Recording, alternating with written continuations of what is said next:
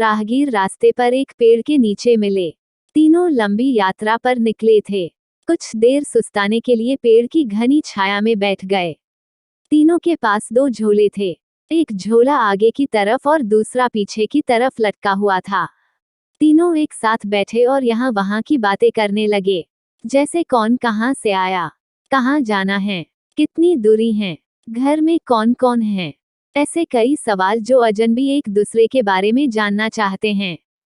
तीनों यात्री कद काठी में समान थे, पर सबके चेहरे के भाव अलग अलग थे।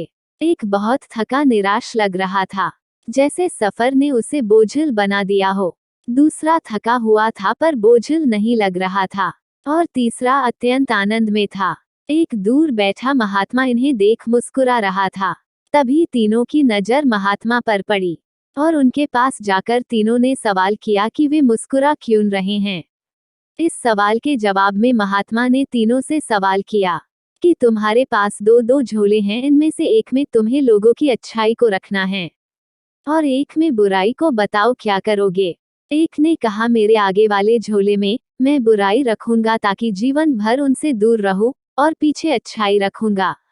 दूसरे ने कहा मैं आगे अच्छाई रखूंगा ताकि उन जैसा बनूं और पीछे बुराई ताकि उनसे अच्छा बनूं।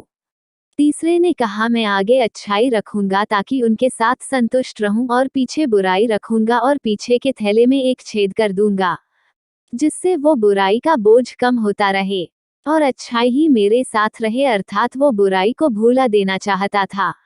यह सुनकर महात्मा ने कहा पहला जो सफर से थककर निराश दिख रहा है, जिसने कहा कि वो बुराई सामने रखेगा, वो इस यात्रा के भांति जीवन से थक गया है, क्योंकि उसकी सोच नकारात्मक है, उसके लिए जीवन कठिन है।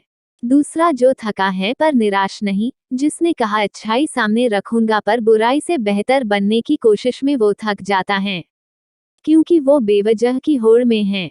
तीसरा जिसने कहा वो अच्छाई आगे रखता है और बुराई को पीछे रख उसे भुला देना चाहता है, वो संतुष्ट है और जीवन का आनंद ले रहा है।